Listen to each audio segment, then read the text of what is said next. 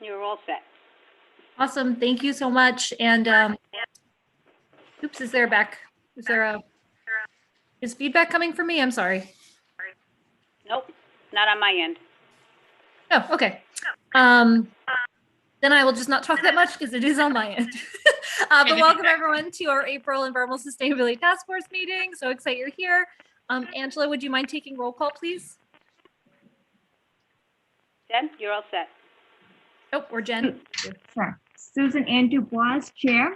I'm here. Julian Drix, Vice Chair. Julian is absent. Catherine Van Amber. Present. Priscilla Dela Cruz. Present. Carlos Garcia is absent. Jesus Holquin. Jesus is absent. Amelia Rose. Present. Badit Kumba. Present. So you have 5 present and 3 absent. You have a quorum. Great. Thank you so much. So we have a great agenda today. For folks who didn't get to see it, I'll just quickly run through what we'll be talking about, and then we'll just dive right in. So we're going to hear our general update from the Office of Sustainability, anything big that's come up. We're going to hear a little bit about the pesticide-free PVD program, which the mayor launched last week on Earth Day. Happy belated Earth Day, everybody. The Office of Sustainability will talk about their 2020 annual report, and they have their activities of 2020, and they have a presentation, which is awesome. We're going to get a quick update from ECRI, the Environment Council of Rhode Island, and then have some time for any relevant updates around the table, theoretical table, and then also some time for public comment. So why don't we dive right in and turn it over to Leah and her awesome team to go over relevant updates, but then jump right into pesticide free and the annual report, whatever order works best for you. Thank you, Sue. Good afternoon, good evening, everyone. First, congratulations, Emily, for all of your hard work getting their pesticide-free PVD campaign off the ground on Earth Day. We had a great celebration with the mayor, the council president, at the Botanical Center. We were joined by the Parks Department and Audubon Society of Rhode Island, and really excited to get that going. She's going to talk more about that. So that's all I'll say on that topic.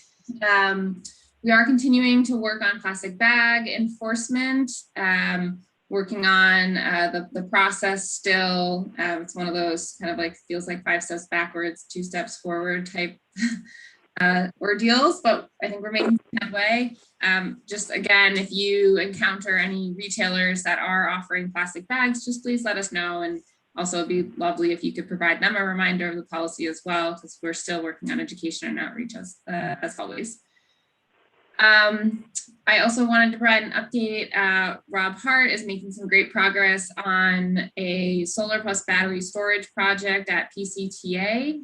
We're still working with a lot of different partners and trying to coordinate the next step, which would be building off the feasibility study that we have to do some sort of essentially a 30% design proposal for a backup battery system that would be powered by solar, again, increasing the resilience of that facility, especially given the fact that it serves as the state's largest and the city's largest emergency shelter.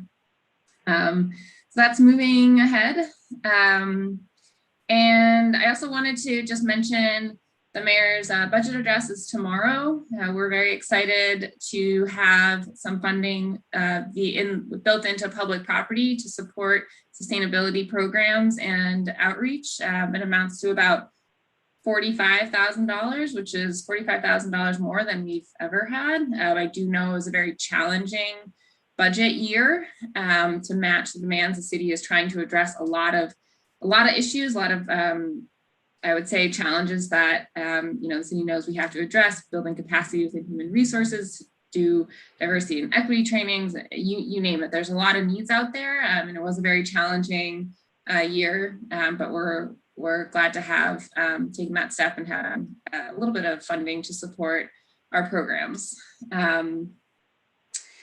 And also some exciting updates that came in on our ordinances just moments before this meeting started. So we are on the Finance Committee agenda for Wednesday, the 28th. It is in both ordinances, the Barrow policy as well as the Office of Sustainability ordinance that codifies the climate justice plan targets are both being held. So that one is being introduced. That's the first time the committee has heard that one. And the Barrow ordinance already went before committee, had a public hearing, and now is coming back to the committee. So hopefully they will vote on that one. They could also vote, they could vote on both of them. That would be great. And they could also proceed to have, they could also want to see a public hearing for the Sustainability Office one as well. So we'll see. The hearing is at, or sorry, it's not a hearing, it's a public meeting. The Finance Committee meeting is at 5:30 on the 28th. So it would be great to have folks attend. I don't, probably won't be, well, actually I can't say, I mean, they aren't obliged to have public comment there. But could be nice to tune in and just see what happens at that front. It is a packed agenda, so those are 2 items of 39. So that will be interesting to see how that goes. Hopefully some of them are kind of quick, but really, really excited to see that moving forward, especially as we head into with the budget being introduced. There's going to be lots of finance committees going to be very, very busy with budget meetings, reviewing the mayor's budget and talking to department directors about the budget and the requests. So that is all the updates I had. Sue, I don't know if you want to take questions or comments now or at the end.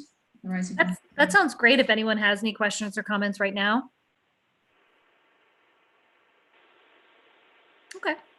And I will forward around the Finance Committee agenda. So if ESTF members want to log in, it'll just be in your inbox. It's easy to click in.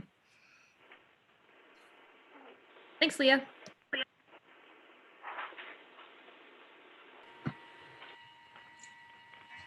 Moving to the pesticide. you're welcome. Yeah. PD next. Go right ahead, Emily. Thank you. Great. Yeah, as Leah described, last Thursday, we joined the mayor and the Parks Department and the Audubon Society and the Partnership for Providence Parks at the Botanical Center to launch the pesticide-free PVD campaign in celebration of Earth Day. I encourage you all to check out sustainpvd.com/pesticide-free. That has a number of resources. So we've talked about it in the past, but this originated from our partnership with Healthy Babies, Bright Futures. And they've been working with the city of Providence as well as our partner Clean Water and Audubon to help the city take actions that can significantly reduce chemical exposures throughout the city. And so encouraging residents and organizations to go pesticide free reduces exposures to neurotoxic chemicals and protects human health and pollinators in our waterways and many other aspects of a healthy ecosystem. And so the announcement on Thursday both launched the pesticide-free campaign and allowed us to release this really excellent report that the Audubon Society drafted that highlights the Providence Parks Department's chemical-free practices. So our Parks Department is already leading by example and has eliminated nearly all pesticides and herbicides from city parks and playgrounds. And in particular, and the reason that we held the event at the Botanical Center is because the Botanical Center has been our excellent example of the success of a no pesticide policy. They currently, over the past few years under Leanne's leadership, have already leveraged strategies like beneficial insects. Inside the center, we got to visit with the goats that are weed-eating goats for locations across Roger Williams Park. And the report is loaded with excellent recommendations and best practices for others to and for the city to continue to reduce the use of chemicals. So the release of the report was one really important aspect of that. And then the other piece is just getting the word out about taking the pledge to go pesticide free. So the first link on our pesticide free website is encouraging residents and organizations to take the pledge, and they will, as soon as we have our shipment, they will and coordinate delivery. Signing the pledge will get you a free yard sign, as well as our top 10 tips for a pesticide-free lawn and garden. So I encourage you all to check out the resources on the website, everything from the health impacts of pesticides to tips for pesticide-free lawn care, as well as a number of trainings and resources that are continually being offered by partners like the URI Master Gardeners and TDM. And I also just wanted to express gratitude to all of the organizations that have already shared their commitment to reducing and eliminating chemicals. We have some great testimonials from Providence College and Armory Management Company, West Elmwood Housing, and other organizations that have long not used chemicals and are sharing their reasons for doing so. Also, since launching on Thursday, we have already received individuals and households that have taken the pledge. So that's great. And we're looking to really hone in on doing outreach to the non-usual suspects and to raise more awareness around reducing chemical use across the city. Awesome. Thanks, Emily. I would go just ahead, Leah. emphasize that it is also about reducing the use of chemicals inside the home as well. And there's lots of resources for that. So even if you don't have a lawn or a garden, it is really important to be thinking about this if you're, for example, managing pests or rodents in the home or just household cleaning. There's lots of resources on the website for that as well.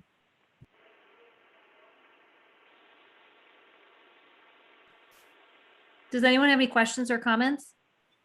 I just missed what Emily said. How many people have already signed up, residents? 30.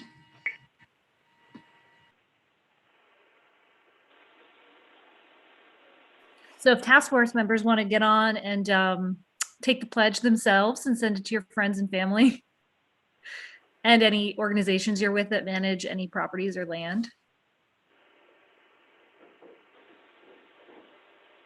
Awesome. Any other questions or comments?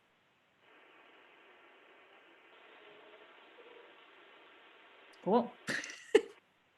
We're a real talkative bunch tonight, you guys. Leah, do you want to take it away for the next agenda item?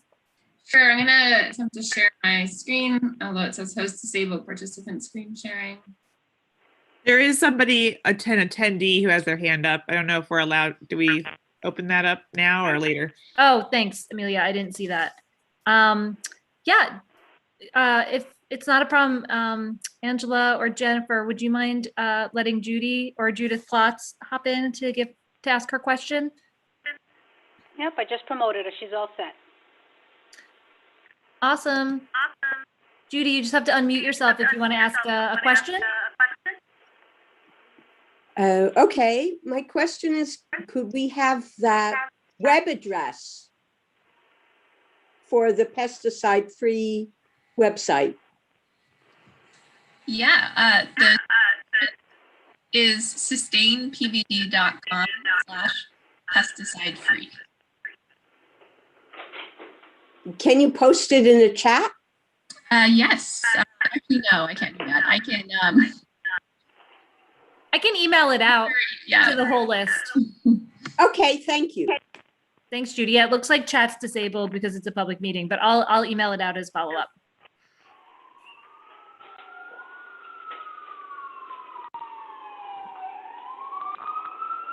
Awesome. So Leah, do you want to take it away? Sure, Angela or Jen, could you allow me to share my screen, please?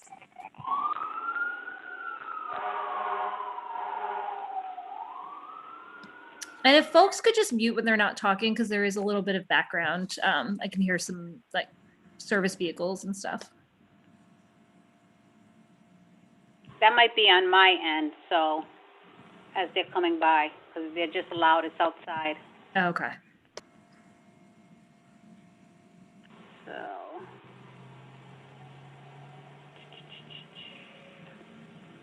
Who wanted to share the screen? Good. I can't hear, it's breaking up. Leah. Oh, hang on one second, Leah. Sure, thank you.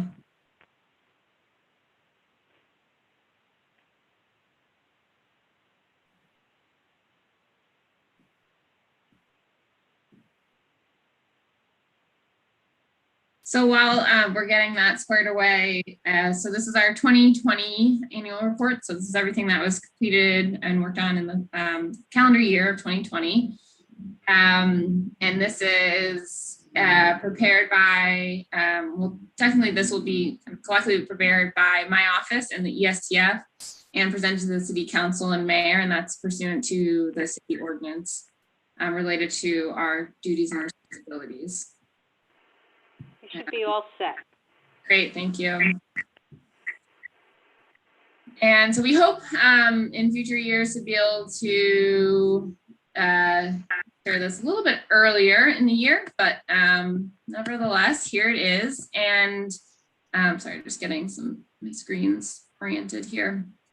So we also took some time this year to align it with our the targets, the work that Emily has done with many of you and prioritizing what targets and really aligning it with the sort of sections in the climate justice plan and in their draft revision to the comp plan that is before the city plan commission. And the goal with that, I mean, when we did the comp plan, we really took everything that was in the sustainability plan, the things that we were working on already, merge that with the climate justice plan. And so this should hopefully represent a very comprehensive look at what our office is doing. So we are including the priority targets and metrics for each section. So the first one being collaborative governance, accountability, and racial justice. And a few of the accomplishments highlight here. I would point out the first two. So one of our targets is to have 2 members of our agency sit on the ESTF, and we have 2 members serving, so we're pleased about that. And we also launched green justice zones in 2020. Again, there's lots more here, work that was done citywide, and we included things, not just our office and not just what the city did, but really a whole host of partners or government agencies working in these areas that are moving us towards our collective goals, with the understanding that, you know, this is not just the work of the Office of Sustainability. We have a lot of partners, and we need a lot of partners to meet our goals. The next section is climate preparedness. We actually don't have targets or metrics for this section yet, just knowing that. Again, the one accomplishment to highlight is this first one here. The capital improvement plan included over $10 million to invest in projects that will help Providence become more resilient to the impacts of climate change. I'm not going to read all of these because there's a lot. The PCTA project is mentioned here. The virtual fair is mentioned here. Some of the ordinance work is mentioned here. The dredging of the river is mentioned here as well. The next section is community environmental health. Our priority targets and metrics around reducing childhood asthma, emergency department visits, reducing direct emissions, and prioritizing tree plantings in frontline communities. There's a couple more here: pavement reduction strategies and reducing lead exposure. Our accomplishments include funding to develop green schoolyards, some work in the port around stakeholder engagement. The port was also selected for this EPA community scale toxic monitoring grant. The city's work on, or beginning of their work to design services for behavioral health and social services diversion program. The launch of the Providence Stormwater Innovation Center in Roger Williams Park. The work we've done on forestry, urban forestry, both some mapping efforts and the beginning of Providence's urban forest master plan process, which is very much aligned with the climate justice plan and using the Just Providence framework to guide that. And the work of reducing neurotoxic chemical exposures, the pesticide free. A lot of the planning happened in 2020 for that process as well. And also the city's continued support of the lead poisoning prevention coordination meeting with various partners across the city and the state. Next section is clean energy, transitioning municipal buildings to renewable energy, making sure our transitioning to local generation for renewable energy, and increasing the percentage of clean energy assets in Providence owned by frontline community organizations and individuals. Those are our priority metrics and targets. A couple accomplishments: the community trace aggregation program, of course, the approval of that, still ongoing. I guess I didn't provide an update on that, but we're close to PC approval, I've been told. We participated in the Rhode Island Office of Energy Resources stakeholder meetings related to community solar and encouraged them to have stronger requirements for low-income participation. The next section is low carbon and sustainable transportation. Metrics include increasing the number of city employees that take advantage of does EcoPass in terms of commuting to work, reducing vehicle miles traveled, increasing public transit ridership in Providence, and increase miles of total bike lanes, specifically in frontline communities. So in 2020, the city unveiled the Great Streets Plan, which was a huge accomplishment. The city also installed electric vehicle charging infrastructure in the public safety parking garage. This is both for new EV or electric vehicle procurement that the city is undertaking for its own fleet, as well as charging that's open and available to the public. And there was a truck count and assessment study done in the port, and also highlighting RIPTA's work on replacing diesel buses with electric buses. Housing and buildings, our targets and metrics include transitioning our heating over to heat pumps, reducing the low-income energy burden, and increasing the energy savings for low-income households in Providence. To move towards these targets, the city released it was the draft version, the final has since been released, but in 2020, the city released the draft of the anti-displacement and comprehensive housing plan. The benchmarking ordinance was drafted, almost got introduced in 2020, but actually that was 2021. The Repower PVD program grew with 2 new participants. And we participated in the heating sector transformation initiative. So that was a study done by OER to look at how we can transition our heating sector off fossil fuels. And also highlighting the fact that the Public Utilities Commission did issue a moratorium on electricity and natural gas shutoffs as a result of the pandemic, which is a huge help for low-income residents in addressing energy democracy. All right, and the next section here is local and regenerative economy. Our targets and metrics include developing zero waste strategies and reducing waste and improving monthly residential recycling rate. Meeting goals around purchasing municipal goods and services from state certified women-owned enterprises, as well as minority-owned enterprises. And increasing the number of enterprises in Providence that are democratically controlled and operated by their own workers, supporting worker-owned co-ops. The accomplishments in this category were the work the city is doing on its environmentally preferable purchasing policy, as well as supporting the implementation of the plastic bag ban. So that is it. I'm gonna stop sharing my screen and happy to take questions.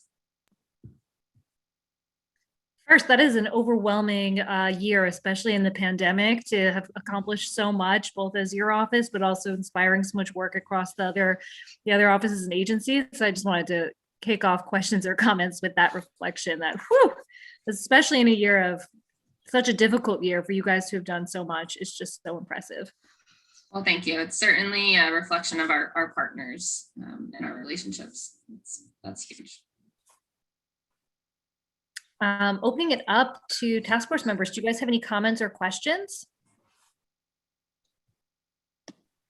a wonderful job. I echo the same sentiments from Sue that, wow, when you put it all together like that, it's an almost overwhelming amount of work. So thank you for all you've done this year. And then unrelated question, not about the annual report, but just thinking about the low carbon and sustainable transportation section of that, kind of unrelated, but has the task force made, or should we make a statement on the proposed Kennedy Plaza breakup that's been going on? I don't know if that's something that we've talked about or if we should put that on a future agenda or something, but it doesn't feel like the low carbon option to break up the main bus hub in the city, but just thinking about that for maybe not right now, but in the future, if we could talk about that, that'd be great. Great point, Catherine. I don't think that we've had that as an agenda item before. I know Liza Birkin, who's on as a participant, has presented to us before, but I think it was mostly about the complete streets ordinance that was going through. So that might be, that would be a great topic for future conversation. Yeah, I'd love to. I'm sorry, I'm jumping ahead on the agenda, but I'd love to add that for a future meeting so we can talk about it. No, that's great. Thank you for flagging that. And in terms of questions too, this format's different than what we've done in years past, where we've like really tracked specific action items. And it just, with the climate justice plan and all the new strategies and action items, that became a little bit unwieldy. And so we just thought this format would be a little bit more straightforward, and hopefully connecting the work we're doing to the metrics and the targets that have been prioritized. So also open to feedback on this sort of format as well. And Leah, I just got the document. Sorry, I was on a work call right before this, so I didn't have a chance to send it around, but I assume it's fine for me to send this draft around to the ESTF so they can kind of dig in a little more. Okay, cool. One question I have. I shared it at the end of last week. I apologize. We wanted to give you all a chance to look at it beforehand, so we can also come back to this at the next meeting. Yeah, we just ran out of time. Yeah, there's only so much time. A question I have, so you mentioned the CIP funding that had been set aside last year that aligns with the Office of Sustainability's goals. Can you remind me, or just remind everybody, the timeline for the CIP for this year and what the prospects look like for continued investment in sustainability related items? Yeah, so actually I'm glad you brought that up.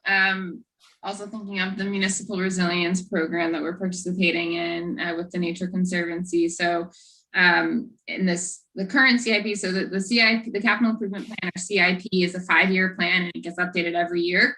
And so we'll be starting in the fall to update it for the next 5 years. And we're going to be working with the Nature Conservancy and and the Rhode Island Infrastructure Bank to make sure that participants in that process internally are trained and understand climate resilience and what our goals are as a city and as a state. And help us prioritize investments that address climate resilience. So in the past, with the last CIP, I had an opportunity to kind of review everything at the end and say, all right, these are aligned with our goals. We might be able to tweak this, but it was somewhat after the fact. So going forward, what we hope to do is really make sure that each department who is developing and proposing projects in the CIP is thinking about our climate resilience goals and how their investments can help us move towards those goals. Awesome. Thanks, Leah. Any other comments or questions?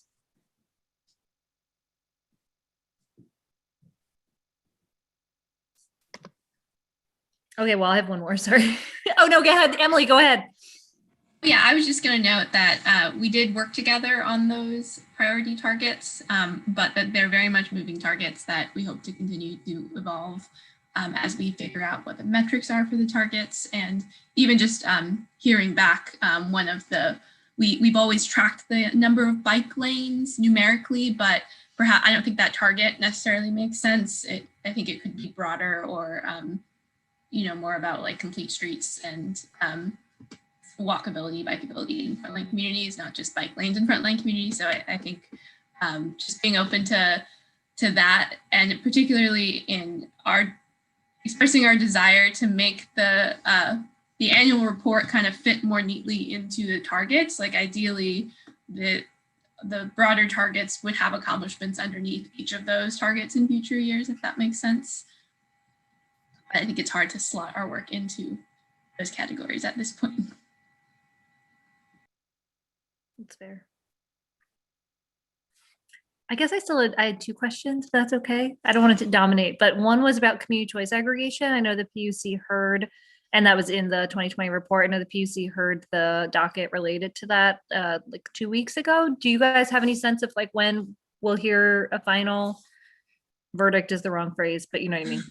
Yeah, we're hoping soon. There's been a little bit of back and forth and review in that process, but yeah, hoping soon. But I don't have a specific timeline. Cool.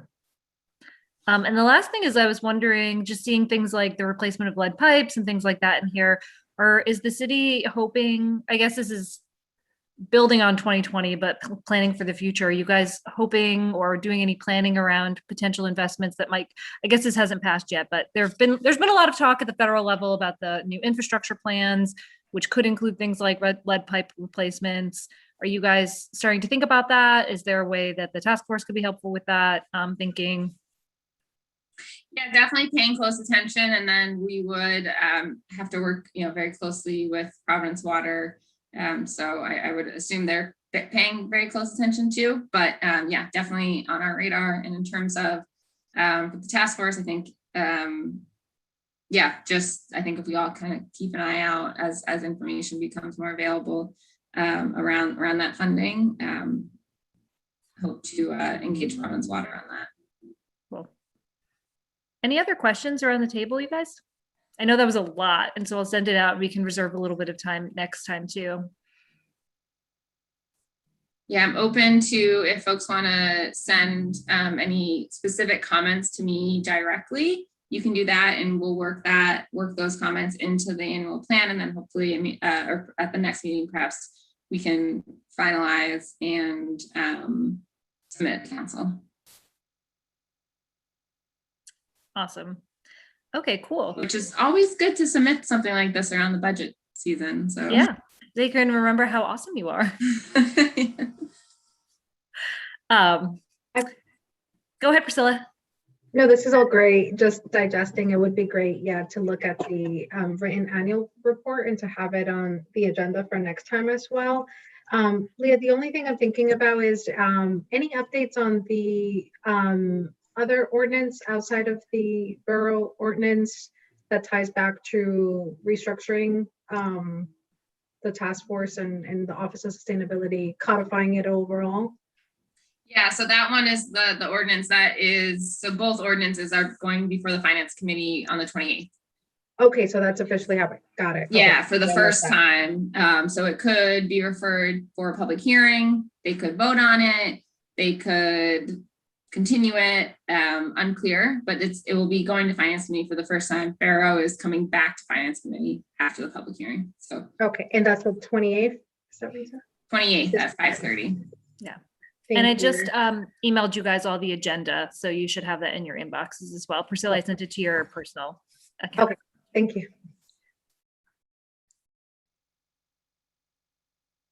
And I'll check in with Councilwoman Anthony, who's the initial sponsor of those, to see if there's anything in particular she'd like us to do.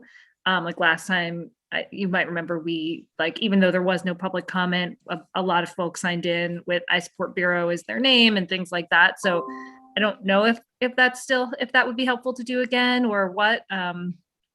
The agenda literally got posted like 2 minutes before we logged in. So I haven't had a chance to check in with her yet, but I'll let you guys know if I hear anything. Awesome. Okay, so our next agenda item, unless there's more questions or comments, so I'll pause. Liza has a question. Oh, thank you. Thank you, Amelia. I have like the participants up on my screen, like to the right, and I don't know how I keep missing that. So I super appreciate that you keep saying that.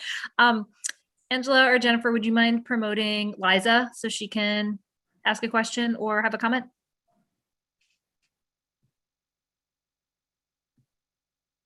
Liza, you should be able to unmute yourself now. Okay, hey everyone. Sue, it's really hard to monitor participants during a meeting. I can't do it either. No I'm sweat. trying. It's impossible. You need to tag team it. Well, first of all, I just want to say, echo the comments about the amazing, stunning amount of work that's gone into sustainability initiatives over the past year, even in a pandemic year. So thank you so much, just as a community member. And then my comment is ordinance related, but about a different ordinance. Well, first of all, I want to support the ordinances that are before the Finance Committee, and thanks for letting us know how. The Finance Committee, so I don't know what to say. There is another really important ordinance going before the Ordinance Committee tonight, and they're going to schedule a public hearing, and it's for green and complete streets. So Councilman Salvatore is introducing it, and it will require the city to consider complete streets designs and green infrastructure design into every single repaving project going forward, so that we don't miss opportunities when we're repaving a street and then they put it back exactly the way that it was, and that it won't be dependent on a supportive mayor, and it won't be we won't lose opportunities, and it won't be like a one-off thing that this is a special street that has a bike lane and bioswales. No, this is something that should be considered for every single street in the city. So they're going to reintroduce it at the Ordinance Committee in like an hour, and then schedule a public hearing. And as soon as that gets announced, I'll share the information with y'all.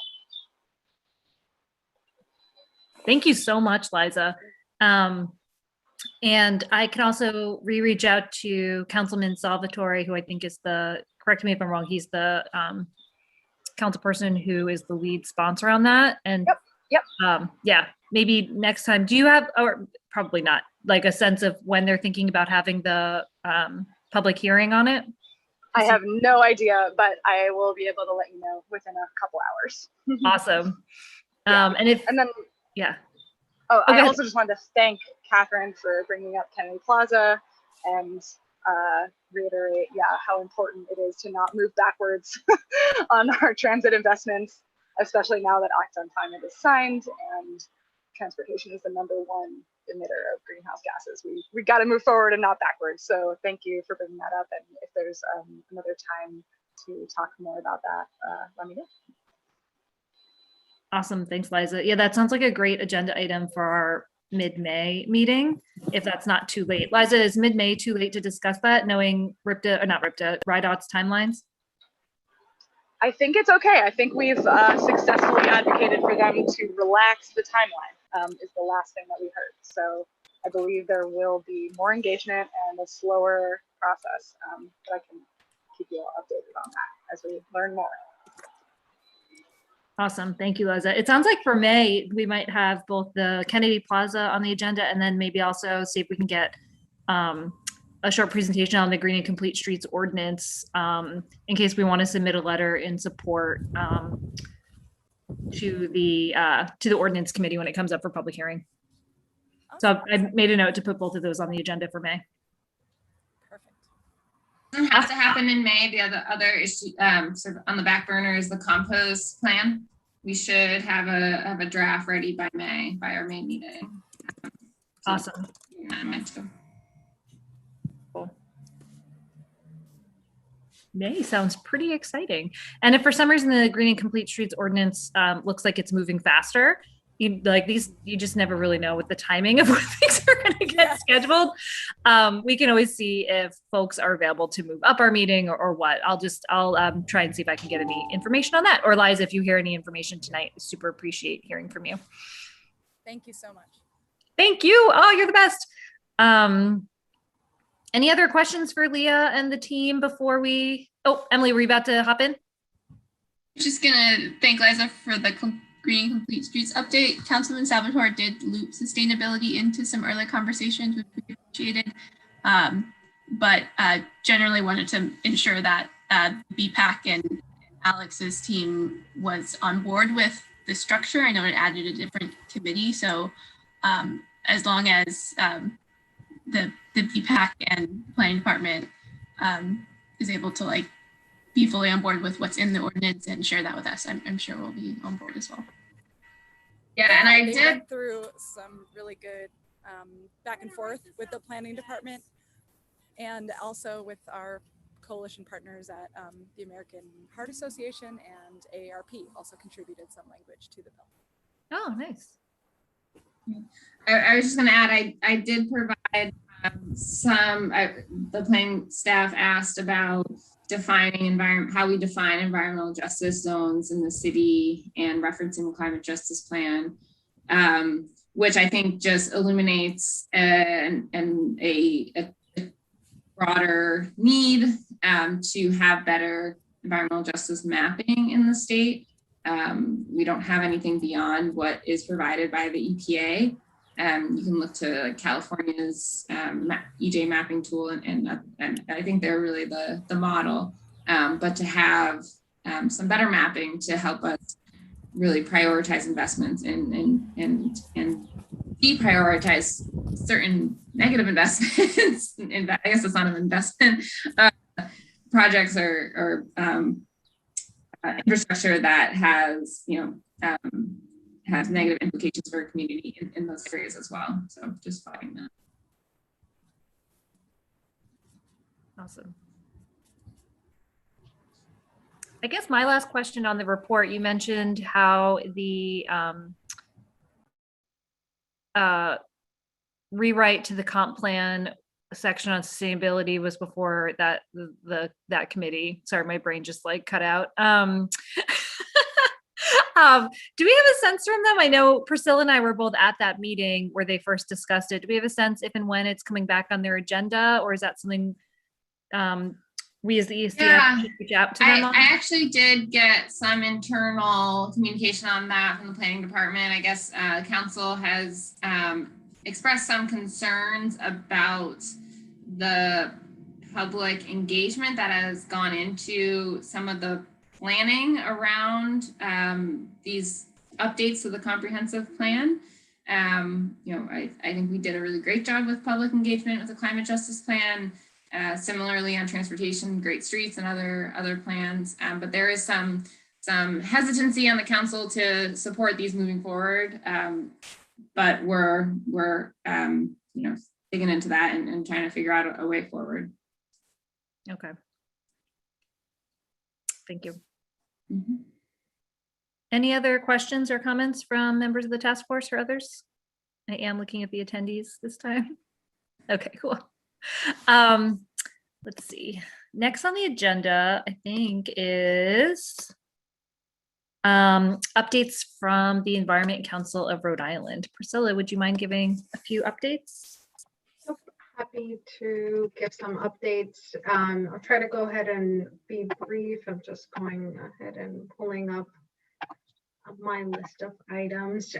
So we have an upcoming meeting, our full board meeting, which is open to the public, and that's happening on this upcoming Monday, May 3rd. The agenda should be posted on our website, environmentcouncilri.org, by tomorrow morning. But the agenda pretty much includes updates from our policy committee and our climate crisis campaign. There will be a short presentation related to offshore wind, mostly updates in terms of where the region is at on offshore wind and the state, and that's coming from, that presentation is coming from National Wildlife Federation. And as part of our policy updates, we'll be talking about our legislative agenda. So this is around the time of year where the Environment Council finalizes its legislative agenda and also decides on its priorities, or sort of completes its package of priorities. So this year, after the passage of the Act on Climate that says enforceability and accountability measures for reducing greenhouse gas emissions that are economy-wide, focusing on what are the next slate of priorities that the council will endorse.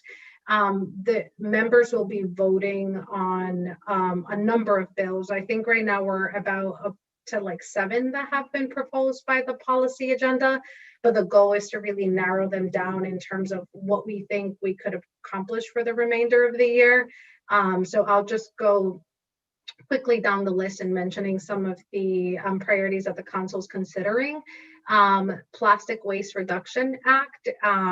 So this would be really ensuring that the state as a whole can follow suit in like what Providence and other communities are doing and taking leadership on.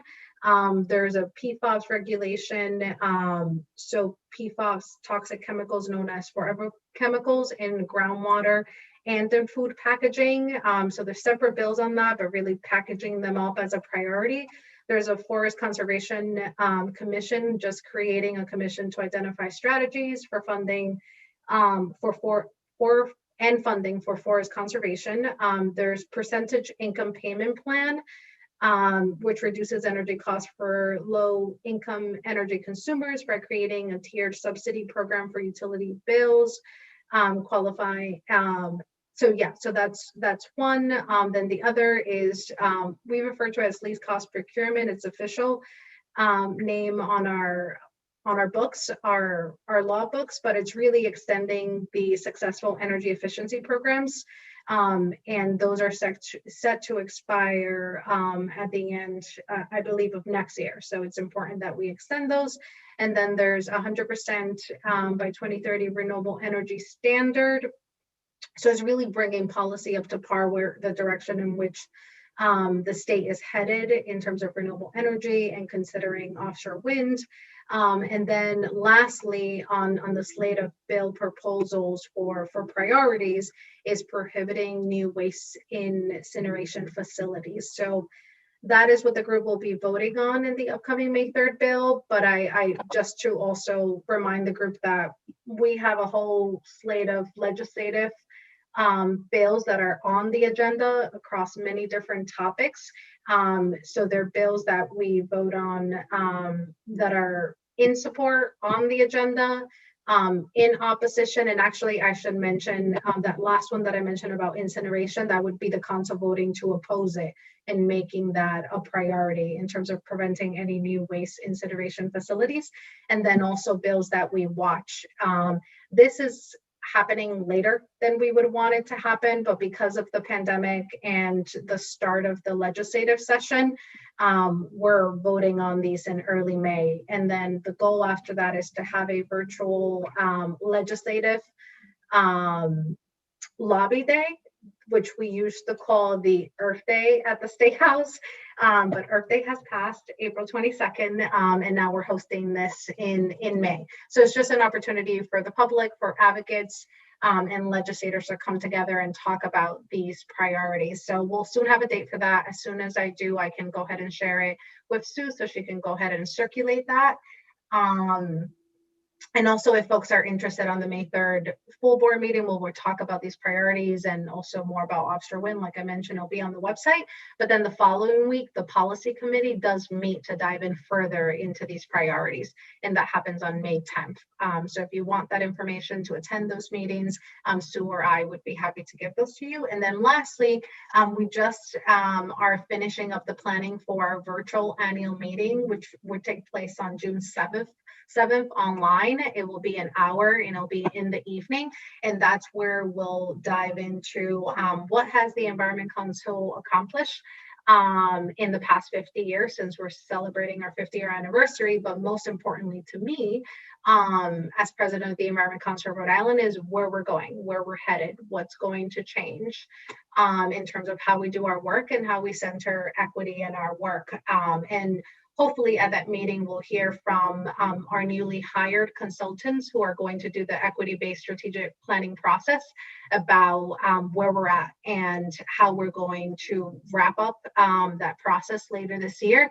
And then more excitingly, and where the hard work begins, is how we're going to implement the equity-based strategic planning process. And sorry, I was not brief at all. But that's everything we have going on. And I guess that makes up for last month when I didn't provide updates coming from the council. That was amazing, Priscilla. Does anyone have any questions for Priscilla on ECRI? And I'm happy to send around the Zoom links for those upcoming meetings that Priscilla mentioned in case anyone wants to attend next Monday's May ECRI meeting or future lobby days and things like that. Actually, I just have one quick question. I was just wondering, because I haven't followed it at all, how the state plastic proposed law congeals with the city of Providence one. Like, how are they the same, or what would change? You want to take that, Emily? Sure. Yeah, we wrote a letter of support largely that compared them. There was one discrepancy that the state law excludes farmers markets in a way that we didn't want to occur because farmers markets have been good about getting rid of plastic bags in Providence. We thought it was the state law captured delivery services in a way that the Providence ordinance missed, which is positive, more expansive. We also just flagged that the fees are significantly higher than Providence's fees, which we didn't categorically oppose, but just flagged as like a potential burden, and also the lack of resources to actually enforce. It does provide municipalities with the power to enforce and take the fees of the very high fines that are associated with the bag ban, but we've had a hard time devoting resources to that enforcement on the ground, given how many retailers there are in Providence. So the fee is at the retailer level and not at the per bag, like 10 cents per bag kind of thing. The fee is for violators, right, Emily? So if someone is Right. found having plastic bag, okay. Mm-hmm. Cool. Well, I'm glad you're on top of it. Good to know.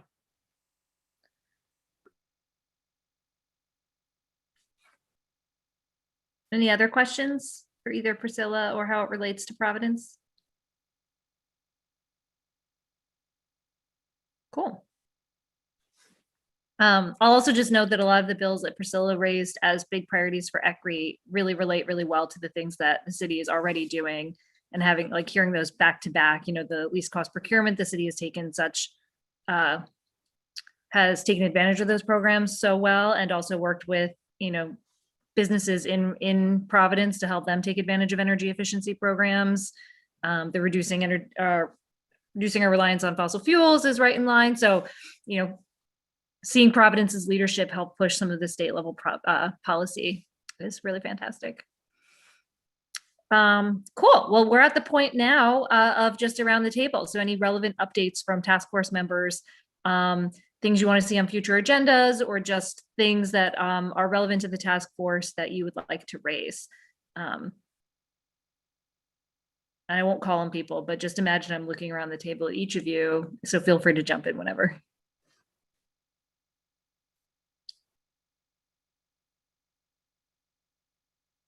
And I've heard 3 things already to go on future agendas: the update on the compost process that Emily has been leading, the Green and Complete Streets Ordinance, and then also Kennedy Plaza. So those are 3 things that I've heard for near future agendas.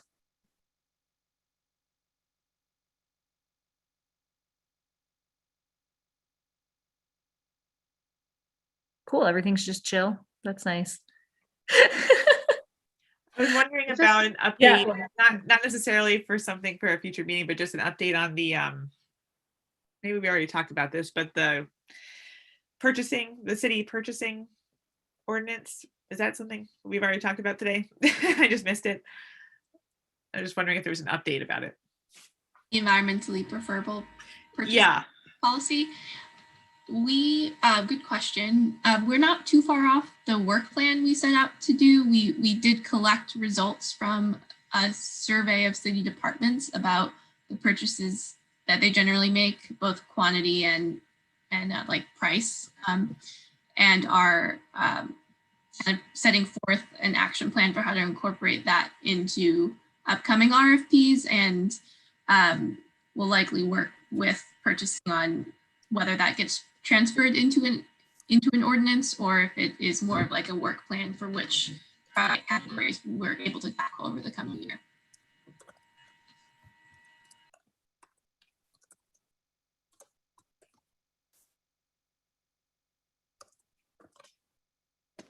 Priscilla, were you about to jump in?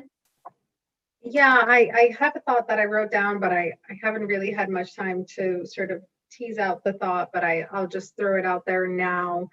I think the point that Leah raised earlier in terms of the need for the state to really like define environmental justice communities and map out like which are these environmental communities, I think it's just so important as like more policies sort of roll out at the state level, and sort of just thinking about like I don't know if ESTF is like the right convener for that conversation, but it just seems like there has to be so many conversations across communities, and it's like just thinking about like who is the right convener to sort of have that conversation around environmental justice with potential environmental justice communities, and thinking about the great work that the city of the Office of Sustainability and the REJC has done. Like, you know, could we be a group that could sort of like brainstorm and figure out how to help move that process along at the community and at the state level, because we've done it from the cities and, you know, and the REJC's end. So just thinking about that in terms of we, the ESTF and Office of Sustainability and REJC, because the state has a lot of work to do on that end. So sort of just figuring out like where we could sort of influence and sort of nudge the state in doing that and doing that engagement really well across agencies and communities and so on. Sort of just thinking out loud. Like I don't know what the next step is, but I think we have a pretty good way of like being able to share our thoughts and then opening up to the public. But I don't know like if it goes beyond, if we can do anything beyond like the ESTF within using our ESTF roles. I guess that's what I'm getting at. I would just add to, I had a brief conversation with Julian and he's working on something related or potentially getting some funding to work on something related through the Department of Health. So he might be someone to connect with on that particular topic too. That's a great idea. Maybe we can have like a small non-quorum conversation offline just to plan how we might talk about that in the future. I'll loop in Julian. I'll make a little note.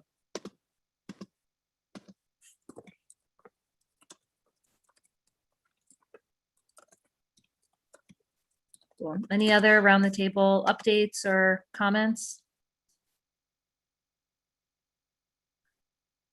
Great.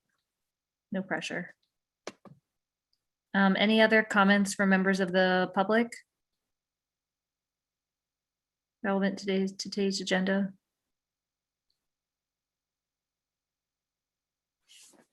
Are folks itching to get outside because it's so sunny? Is that I don't blame you. Okay, well, I don't see any hands raised. Let me double check that I'm not lying about that. Yep, I don't see any hands raised. And I have learned I don't need a motion. But does anyone have any final things they want to add before we adjourn?